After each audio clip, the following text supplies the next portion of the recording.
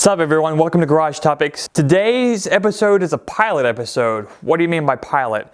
This is something I've wanted to do for a while, but I just thought about it in my head and I just needed to put it out there in video form. So what I really enjoy is finding out how people got into their cars, the story behind the car and the story behind the owner of the car. So I want to get even further, figure out, because cars aren't cheap, you know. How are they people affording cars? Do they do specific things? Do they work in the automotive industry? How do they learn how to work on cars? What makes them like cars? Why do they pick their car? Really getting behind the scenes of the automotive industry, specifically people who own cars, and make the culture what it is. So if you like the content, let me know because I'll keep making these. Like I said, this is a trial run, did all this by myself. So if I can check out other people's cars that have a story about why they picked their car, if they're passionate about automotive and industry, they're passionate about their car, I'd like to interview you and share the information if you're cool with it. So, and it'd make it a lot easier instead of leaving my camera in a field by itself, as you'll see. Enough talking, here's the episode that I put a little time into. Let me know what you think. If you like it, we'll keep doing them.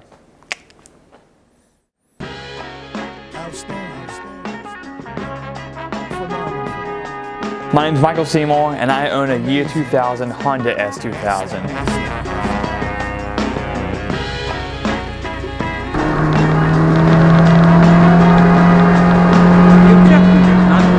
Why did you pick your current car? I picked the S2000 because I really like the Miata, but I wanted something with a little bit more power, and I really like the looks of the S2000 over the Miata. I like that it's a dedicated platform, meaning that it's not just an economy car souped up. It's dedicated to being a driver's car, and it's really nice to drive. Good suspension, decent amount of power. I like the convertible, weirdly. It's kind of a cool feature in the summer. Doesn't mean I don't want a hardtop, but I picked it because it's a dedicated car, so it's fun right out of the box. It has a lot of potential for modifications. And also, they have a proven track record of being super reliable, meaning I can spend more time doing cool stuff versus just trying to keep it running. That's a big plus for me. I'm hoping to keep this one for a long time, although my track record isn't that good.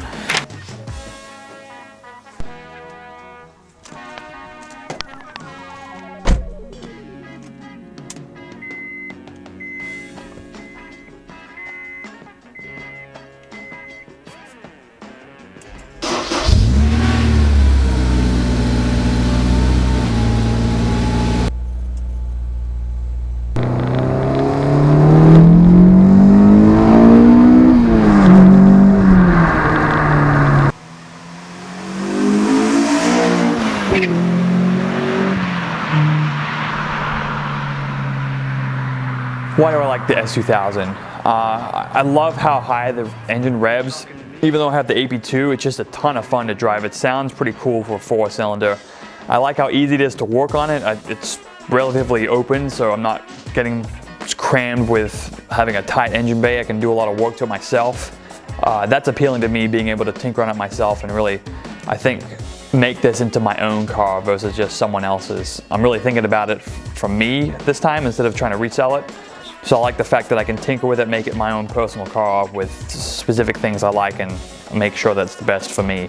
The convertible, I actually really like the open top. It's great. In summer, I haven't had it in the heat of summer yet, but when I got it in the fall, it was awesome to have the top down and just go cruising. Just drive to have fun and drive. The feeling of the steering's pretty good. It's electric.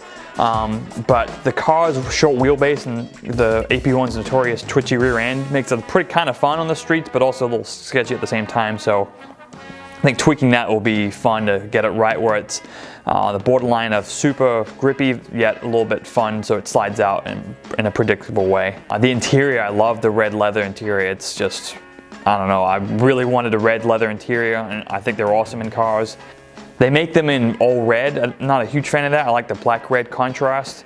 I originally was not looking for a white car. It just happened to be one for sale for a good deal, and to me it was a good car for me to have, so I'm happy about it. I have no regrets at all.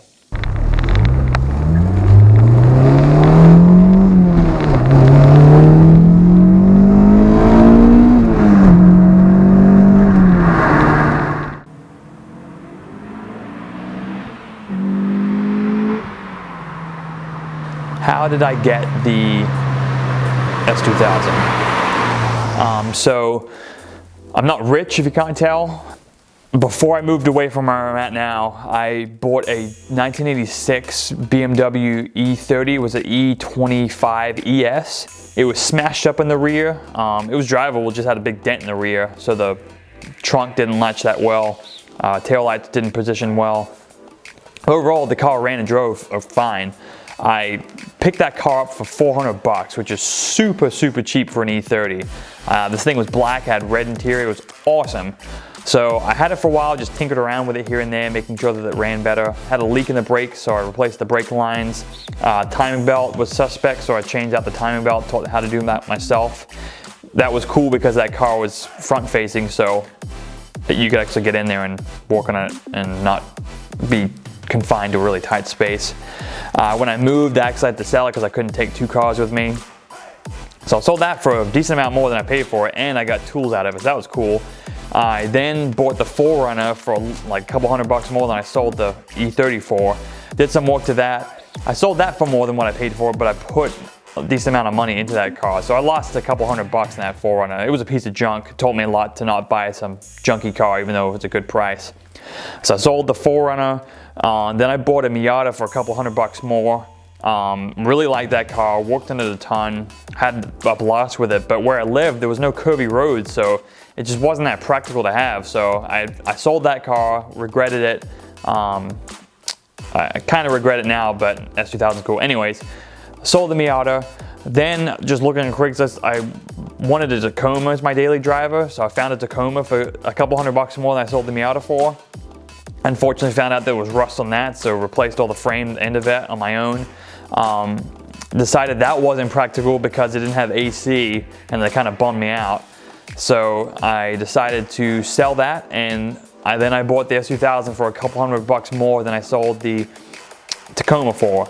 So basically, the S2000 has derived from a $400 E30. So I think that's kind of cool. I definitely spent a lot more money than 400 bucks to get to this point, but I've slowly worked my way up and had a lot of fun doing it and learned a lot as well.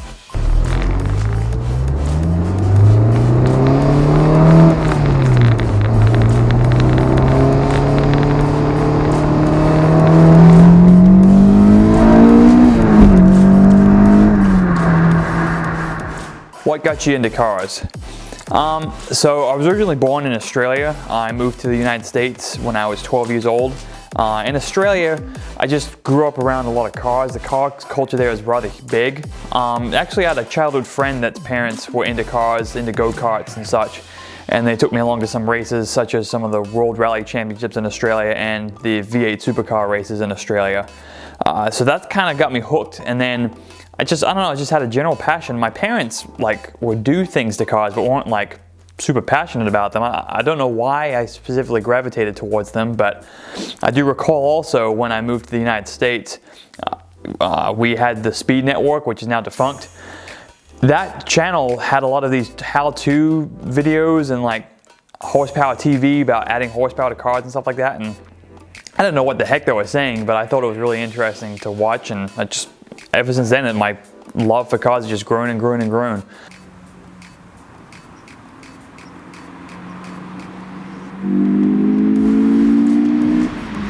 Do I work in the automotive industry? I do not. I got a college degree a bachelor's degree in marketing.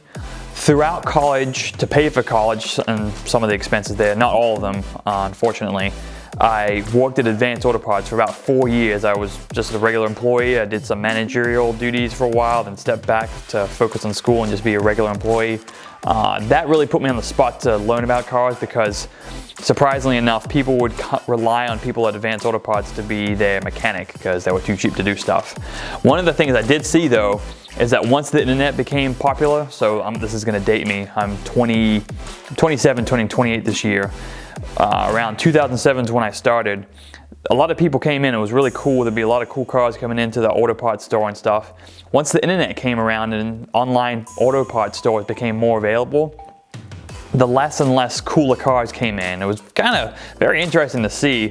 So by the end of when I was done in 2011, there were just no one came in with cool cars. It was just these piece of junk cars that people were just trying to get fixed as cheap as possible that they didn't even care about. So that was an interesting shift to see, and it really opened up my eyes that the internet's really changing a lot of stuff. I struggled to find a job in 2011, just there wasn't that many jobs. I actually took my first job as a graduate, the job that required a degree, and when you computed out the hourly rate, I was making less there than I was in Advanced Auto Parts. That was a pretty big eye-opener, saying, crap, what have I done with my life? Why did I spend all this time in college? Finally, I got a position with a company that was rather small at the time, and at this current time is very large. I've technically been with them for over 4 years now. I'm thankful enough that I do digital marketing, and some of my work involves automotive related projects. So not all of them, but sometimes it involves it, and just my passion and knowledge about automotive stuff has helped me do better at that because I know the customers better because I'm a customer. So that's been really interesting. So not 100% in the car industry, I do in the digital marketing industry. Although I don't work in the automotive industry, I took it upon myself to launch Garage Topics. I really wanted to share experiences that I was having in the garage and just my general passion for having a garage. I started the channel when I moved, and that was the first time I had a garage of my own, and I was just really excited about it and wanted to share that experience with others and hopefully find other people in the world that have a really joy of being in the garage. I think car guys and girls are awesome. I think it's a really close-knit community, and I think just me watching channels and TV shows as a kid, hopefully people can watch the channel and feel inspired to work on their own car or just have a general passion for cars in itself, because more and more I see it being looked at as just an appliance, and that's, I don't know, that's just more, some cars are an appliance, don't get me wrong, but cars in general are much more than that to me. And so I want to make sure that that spirit stays alive of people enjoying cars.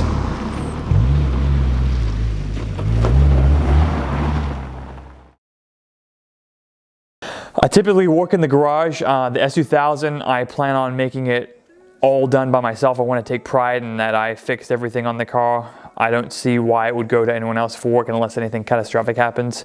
So I try to do all the maintenance myself in this garage, and the tools, I've just acquired them over the years, slowly but surely. New jobs that I'll research require certain tools. Tools will make your job 1,000 times easier doing specific projects. You can spend 5 hours doing one task, or you can spend 10 minutes doing it with the correct tool. So I really pride myself in having tools that you can get the job done with quickly. And such things like Harbor Freight make specialty tools very available for just the everyman, everyday garage goer. How did you learn how to work on cars? So like I mentioned, I worked at Advanced Auto Parts. That taught me a lot about cars and how they work and what things go wrong and how they go wrong, etc. Internet's crazy. I just read a ton of random forums. I watch YouTube videos about tutorials, but the internet's a very powerful thing. So I'm kind of weird. I just like reading about how to fix stuff, even if it's not my car. So I'll get daydreaming and figure out how to fix an alternator on a 1997 Honda Accord, a car that I've never owned or known anyone to own, but I know how to fix it probably. So just learning and reading. That's reading, watching videos. That's how I taught myself. Do you have hobbies besides cars?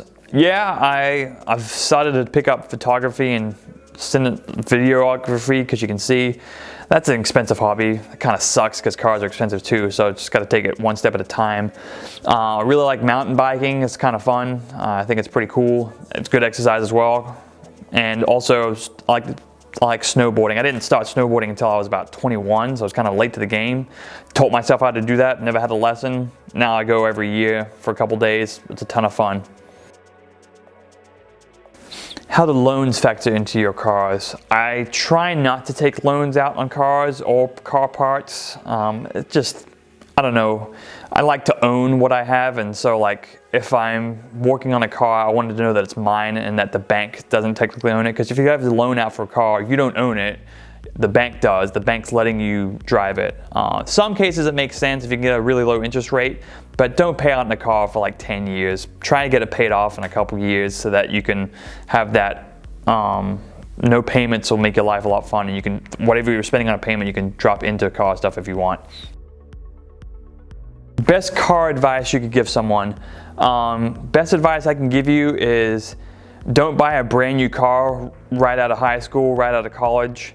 They depreciate like crazy, and then they're expensive, and then you're stuck with these payments or a really expensive car. Buy something cheaper. and buy something for yourself, not for others. I got stuck trying to impress others, and that really doesn't do anything at all, because other people don't care. Like, I'd think to myself, I'm driving down the highway, people are going to think I'm in this fresh car, but really, no one's really paying attention. So do stuff for you, get a used car, and try to do stuff on your own.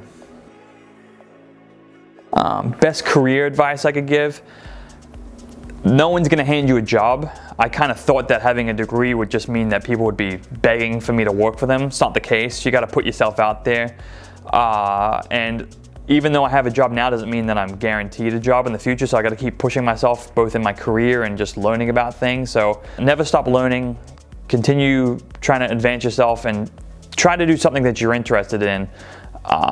It's no fun having a boring job that you hate. Although you might make a decent amount of money, money isn't everything. Really, you got to find a fine balance between having enough money to survive and having a job that you find interesting, that you don't just dread going to every day. And also, the people that you work with make a big difference as well.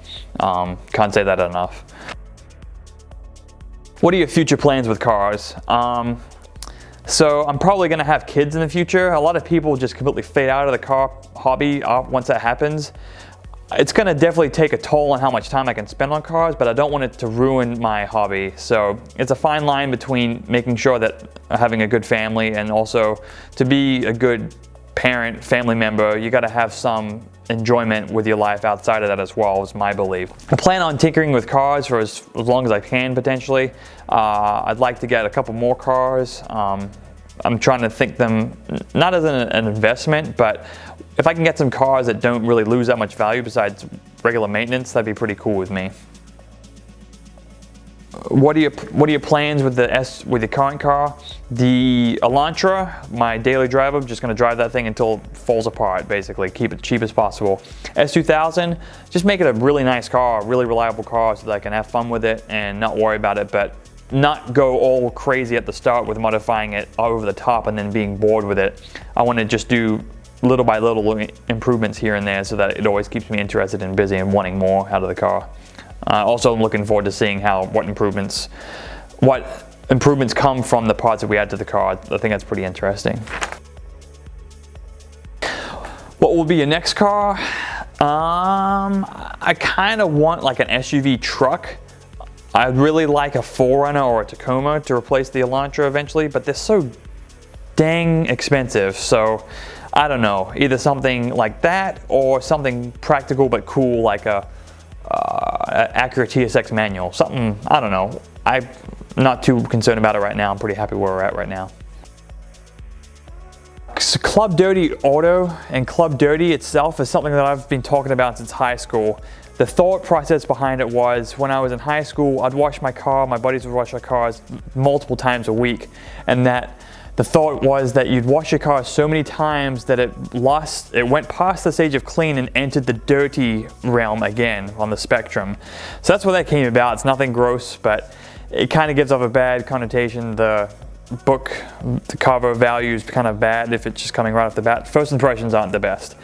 So I actually made a website about Club Dirty Auto, and it was a blog about specific topics about the industry, specific people in the industry, and news. Didn't get a whole lot of traction, and I decided that when I moved and had my own garage, I wanted to create garage topics, because just having a garage was something I'd never had before, and I just had a ton of joy about knowing that I had one, not only for car projects but just other projects as well. I feel the garage has a ton of potential to do whatever you want in it, so that's what started Garage Topics.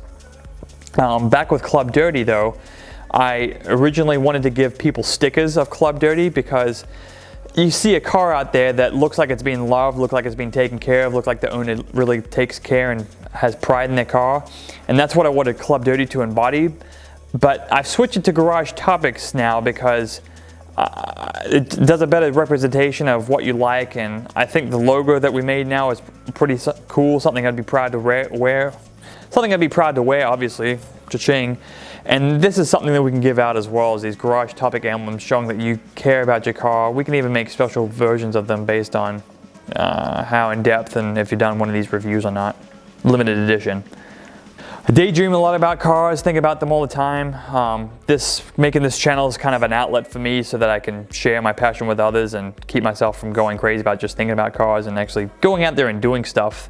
That's a goal, I think, for the channel, is to make sure that others who watch the videos enjoy them, but also hopefully give them some courage to go out there and do the tasks, or go out there and be more involved in cars and get out there. Instead of being behind the screen all the time, actually getting out there in person and checking it out firsthand.